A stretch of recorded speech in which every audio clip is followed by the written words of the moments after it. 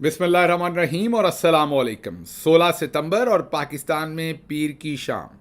आज अभी तक की अहम खबरें और मेरा तज्जिया।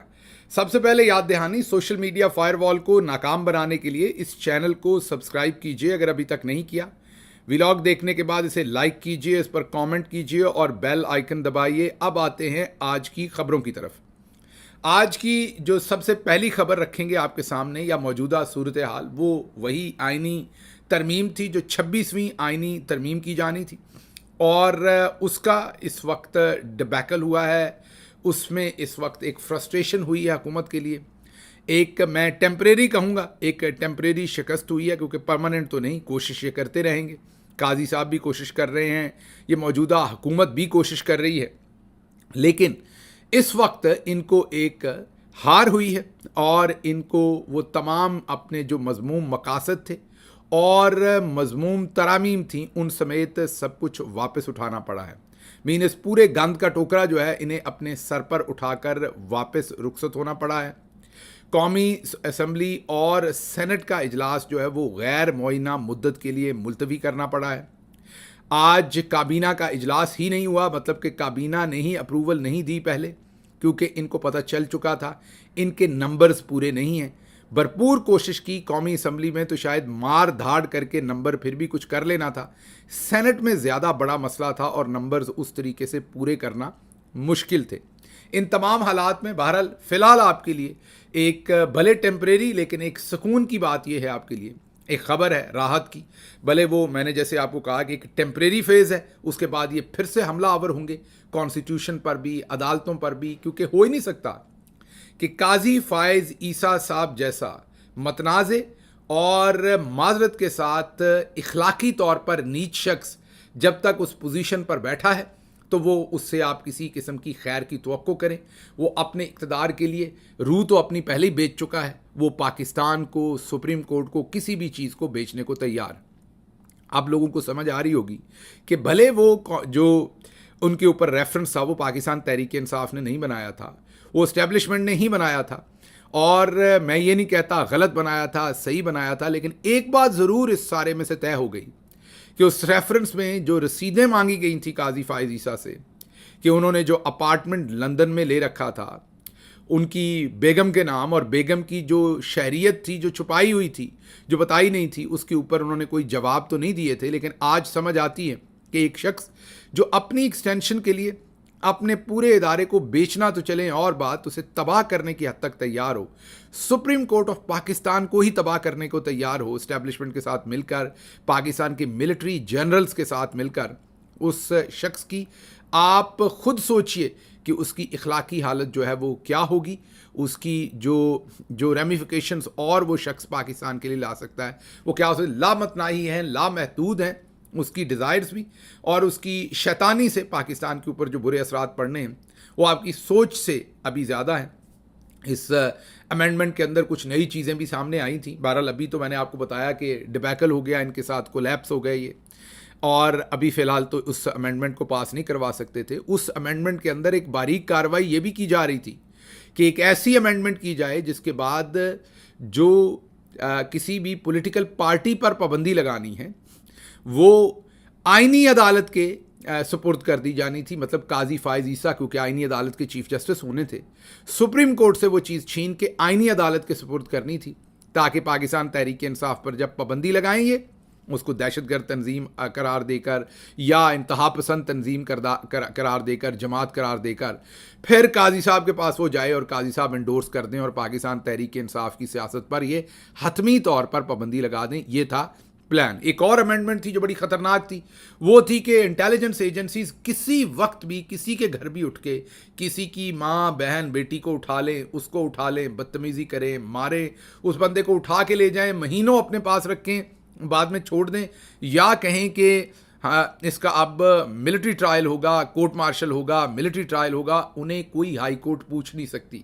हाई कोर्ट को पाबंद कर दिया था कि अगर वो किसी भी इदारे को नहीं पूछ सकते, इंक्लूडिंग इंटेलिजेंस एजेंसीज, अगर मुल्की सलामती के लिए वो कोई काम कर रही हैं या किसी को उन्होंने उठाया। मतलब हाई कोर्ट्स को शटअप कर दिया सारे प्रोसेस में कि किसी को इंटेलिजेंस एजेंसीज जब दिल करे उठा लें, ISI उठा लें, MI उठा लें, लेकिन हाई कोर्ट उसमें कोई दखल अंदाजी ना दे, ना पूछ सकी, ये भी बारीक कार्रवाई डालने की कोशिश थी। बाकी तो आपको सब कुछ हम बता ही चुके हैं। अब की सूरत हाल ये है कि अब बोरिया बिस्तरा गोल है। अब इस जो इजलास है इसे गैर कोई डेट दिए हुए, कोई तारीख दिए हुए इसे मुलतवी किया गया है। लेकिन ये कोशिश करेंगे और बहुत जल्द दोबारा कोशिश करेंगे, मेरे पास जो अंदर की तला है। क्यों? क्योंकि मिलिट्री के जो जनरल्स हैं इस टाइम टॉप के ऊपर बैठे हुए, जो ये करवाना चाहते थे, जनरल आसिम मुनीर और उनके कुछ साथी, वो बहुत ज़्यादा खफा हैं इनसे, बहुत नाराज़ हैं, क्योंकि उनके ख्याल में उन्होंने नंबर पूरे कर दिए थे, ये हिफाजत नहीं कर सके या वो मनूवरिंग नहीं कर सके और फजल रहमान साहब को नहीं मना सके। मैंने कुछ थोड़ा सा आपको तज्जिया दिया था कि हो सकता है कि फजल रहमान साहब जानबूझ के ही ना मान रहे हों, और ये भी हो सकता है क्योंकि मुसव्वदा इनके सामने नहीं था। अब मैं तज्जिया ही दे रहा हूँ आपके सामने, ये अगली बात मेरी खबर नहीं है। तज्जिया मेरा ये है कि क्योंकि इनमें से किसी एक को दूसरे पे एतबार नहीं था। इनको नहीं पता था कि जनरल आसिम मुनीर साहब ने ये जो मुसव्वदा तैयार करवाया है ये असल में है क्या, इसमें इनको कितना टाइट कर रहे हैं वो, और इसलिए ये उन पर एतबार नहीं कर रहे थे। वो मुसव्वदा वक्त से पहले इनको देकर इन पर एतबार नहीं कर रहे थे। इस बेएतबारी की नज़र हुआ ये सारा, वरना अमेंडमेंट इन्होंने करवा लेनी थी। इन्होंने वो इंतजाम सारे किए हुए थे, लोगों को उठाया हुआ था, लोग इनके पास थे और इन्होंने जैसे तैसे करके वोटिंग करवानी थी। बाद में जैसे ही वो वोटिंग हो जानी थी, ये पास करवा लेनी थी जैसे ही अमेंडमेंट, तो उसके बाद सुप्रीम कोर्ट तो वैसे ही ख़त्म हो गई, वो तो हाई कोर्ट बन गई ऑलमोस्ट, और उसके ऊपर एक नई सुप्रीम कोर्ट बन गई जिसे फेडरल जो कॉन्स्टिट्यूशनल कोर्ट, वफाकी जिसको आप कह सकते हैं आईनी अदालत जैसे इन्होंने नाम रखा था, हम उसे मार्शल कोर्ट अदालत कह सकते हैं या मार्शल कोर्ट कह सकते हैं उसे हम, क्योंकि वो मार्शाला की ही एक फॉर्म है, क्योंकि ये आईनी तरमीम नहीं थी। अगर आप गौर से देखें, इसे आप पीसीओ कह सकते हैं अदालतों के ऊपर, इस तरमीम को आप मार्शाला कह सकते हैं, इस तरमीम को आप एमरजेंसी कह सकते हैं, मिलिट्री आर्मी चीफ की तरफ से लगाई हुई। तो फिर ये अदालत जो बननी थी जिसे फेडरल कॉन्स्टिट्यूशनल कोर्ट कह रहे हैं, इसको फेडरल कॉन्स्टिट्यूशनल कोर्ट नहीं कहना चाहिए, इसे मार्शल कोर्ट कहना चाहिए। कोर्ट मार्शल तो आपने सुना था, ये नई जो अदालत हो रही थी ये मार्शल कोर्ट ही थी, क्योंकि ये आर्मी चीफ की ही अदालत होनी थी और उन्हीं की मर्जी पे बन रही थी और उन्हीं के लिए इन्होंने फैसले देने थे। तो इसलिए बुनियादी तौर पर तो ये कू था पाकिस्तान की डेमोक्रेसी के ऊपर, ये कू था पाकिस्तान की जो अदालती निज़ाम है, इंडिपेंडेंस है, पाकिस्तान का कॉन्स्टिट्यूशन है, इस पर सीधा सीधा आर्टिकल 6 लगता है इन तमाम लोगों पर जो इसकी प्लानिंग कर रहे थे और इसको एग्जीक्यूट कर रहे थे। बहरहाल अब सिचुएशन ये है कि अब इन्हें ये मुलतवी करना पड़ा है। लेकिन आज दोबारा बिलावल जरदारी, बार बार मौलाना साहब के साथ ये लोग मिलते रहे, बिलावल जरदारी भी गए, शायद खाकान अब्बासी भी गए, मिफ्ता इस्माइल भी गए। अब देखते हैं खाकान अब्बासी साहब शायद इस अमेंडमेंट के ख़िलाफ़ ना गए हों, ये मुझे नहीं पता, अभी पता चलेगा कि वो इसके ख़िलाफ़ गए या हक़ में गए। बहरहाल उन्होंने भी मुलाकात की। बिलावल जरदारी का तो आपको पता ही है कि वो ये अमेंडमेंट करवाना चाहते थे और उन्होंने सरतोड़ कोशिश की लेकिन कामयाब ना हो सके। आज दोबारा मौलाना से मुलाकात करते रहे और फिर नवीद कमर साहब ने, पीपल्स पार्टी के नवीद कमर ने आज पार्लियामेंट में खड़े होकर, जब इनको हाथ ना पहुंचे थू कौड़ी, जब हाथ में कुछ ना आया, तो अब फिर जमहूरियत पसंद होने का भी लबादा वापस ओढ़ना था और फिर कहा कि हमें भी इस अमेंडमेंट के अंदर कुछ तहफ़्फ़ुज़ात थे, हमें भी प्रॉब्लम्स थे, हम भी नहीं चाहते थे ये अमेंडमेंट इस तरीके से पास हो। आप याद कीजिए कि ये लोग कितनी सरतोड़ कोशिश कर रहे थे कि ये अमेंडमेंट पास हो। जब ये ना हो सकी तो उसके बाद आज पीपल्स पार्टी को जमहूरी होने का भी शौक़ हो रहा था, लेकिन अब ये सब नंगे हो चुके हैं। अब नून लीग हो, पीपल्स पार्टी हो, ANP हो, MQM हो, इन तमाम लोगों के असल चेहरे, काफ लीग हो का जो शुजात साहब की है, जो अलीम खान साहब की पार्टी है वो हो, ये तमाम पार्टीज़ अब नंगी हो चुकी हैं। इनके मुंह से अब दोबारा जमहूरियत का अलाप नज़र नहीं आता।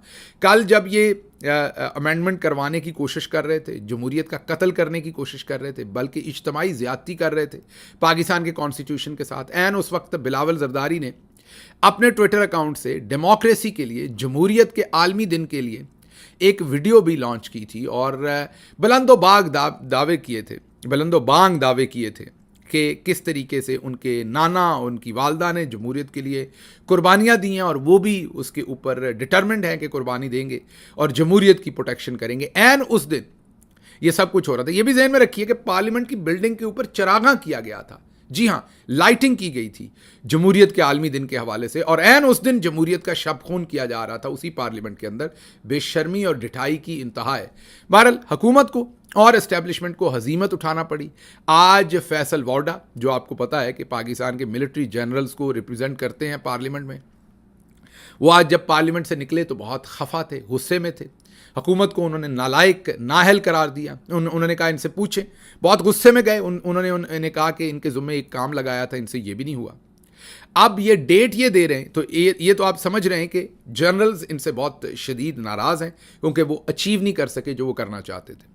अब अगली बात यह है कि शहबाज शरीफ न्यूयॉर्क आ रहे हैं, जहां हम उनका इस्तकबाल करेंगे। हमारी जो न्यूयॉर्क की तंजीम है, वहाँ पर बिल्कुल तमाम लोग, अमजद नवाज़ साहब हेड करते हैं न्यूयॉर्क के हमारे चैप्टर को पाकिस्तान तहरीक इंसाफ के। आज ही हमने एक मीटिंग की है उस सिलसिले में, और शहबाज शरीफ जब यहाँ पहुँचेंगे तो भरपूर एहतजाज किया जाएगा। यूनाइटेड नेशन में तकरीर करने आना चाहते हैं छोटू चाचू जो है, तो हम यहाँ पर एहतजाज करेंगे उनके काले करतूतों के ख़िलाफ़। आज हमारी उसके बारे में प्लानिंग हुई है। और एक तो ये बताना था कि वो अब आ रहे हैं यूएन, तो हमारी भी यहाँ तैयारी है जब वो तशरीफ़ लाएंगे।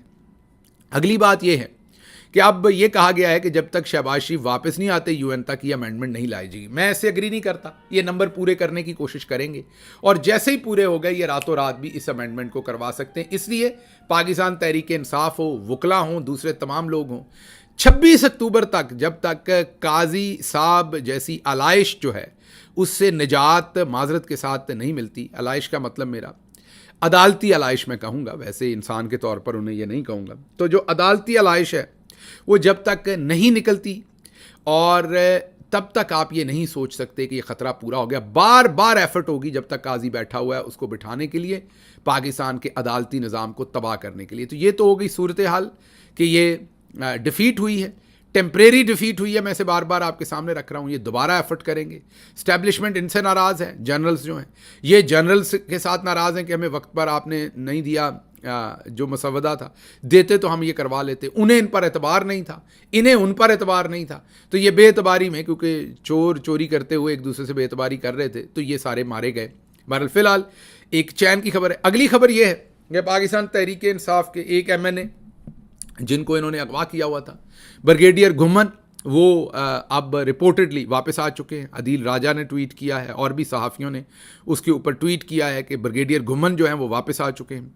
अच्छा, हमारे MNAs को सबको पता है, अब अगर कोई अगवा होता है तो इसका मतलब ये है कि वो जानबूझ के अगवा हो रहा है। मैं बड़े आपके सामने ये वाज़ेह बात रखना चाहता हूँ। तो हल्के के लोग जो हैं, आज के बाद जो MNA अगवा हो उसका एहतसाब आपने खुद करना है, क्योंकि अगर मियाँ असलम इकबाल, हमाद अज़हर और सबसे बढ़ के मुराद सईद, अगर वो 1.5 साल से लापता ज़िंदगी गुजार रहे हैं, अपने आप को हाइड किया हुआ है, तो ये क्या MNAs जो हैं ये 26 तारीख तक डिसिप्लिन नहीं हो सकते? ये बिहेव नहीं कर सकते? जब पूरी कौम और इमरान खान की ज़िंदगी मौत इनके ऊपर डिपेंडेंट है, तो ये फिर रहे हैं अपने हलकों में, अपने इलाकों में, ये तैयार नहीं है कहीं पे जाने के लिए। इनके लिए पार्टी ने इंतज़ाम किया हुआ है, इनके लिए जगह का मुनासिब इंतज़ाम किया हुआ है। ये वहाँ जा सकते हैं, वहाँ इन्हें कोई नहीं उठाएगा। उस जगह पर लीगल प्रोटेक्शन इन्हें होगी, कानूनी प्रोटेक्शन होगी, पुलिस होगी इनकी हिफाजत के लिए। ये वहाँ नहीं जा रहे जो जगह इनको बताई है। तो आज के बाद अगर कोई MNA पंजाब से गायब होता है, और तो आपने फिर उनका एहतसाब खुद करना है। ये आपको पता हो कि वो जान के हो रहा है, फिर माजरत के साथ मुझे ये कहना पड़ रहा है। लेकिन आज के बाद भी अगर हमारे MNAs दोबारा कोई 26 तारीख तक होता है, चले लंबा अरसा तो हम समझ सकते हैं कि लंबा अरसा इंसान नहीं रह सकता, लेकिन ये 1 महीना तो आप, 1.25 महीना तो निकाल सकते हैं ना। और वहाँ कौन सा आपने जेल में रहना, आपको खाना पीना सारा इंतज़ाम आपका वहाँ पर पार्टी ने किया हुआ है। आप इवन अपनी फैमिली को वहाँ जाके साथ रख सकते हैं। तो अब एक तो जो MNAs हैं आइंदा उम्मीद करेंगे कि वो एहतियात करेंगे। पहले तो उन्होंने नहीं की, और सबकी, पूरे मुल्क की सेफ्टी को उन्होंने जेपटाइज किया। ये 13 MNAs हैं, स्पेशली जो MNAs ऐसे हैं जो आज़ाद हैं, जिनको डिक्लेयर किसी तरफ नहीं किया, ना सुप्रीम कोर्ट के फैसले ने, ना वैसे। इनकी हिफाजत ज़्यादा ज़रूरी है और इनके लिए इंतज़ामात हैं।